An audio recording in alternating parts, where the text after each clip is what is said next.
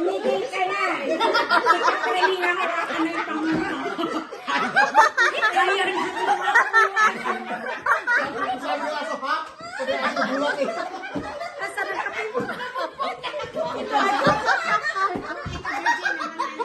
ako kanina nabuhay. Sikat rin ang matindi.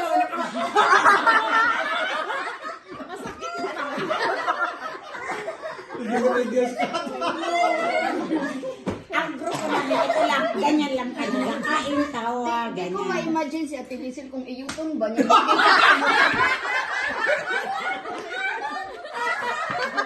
Iskandalo sa tubig. Hindi to pwede sa hotel. Hindi yan, parang hapon. Parang hapon.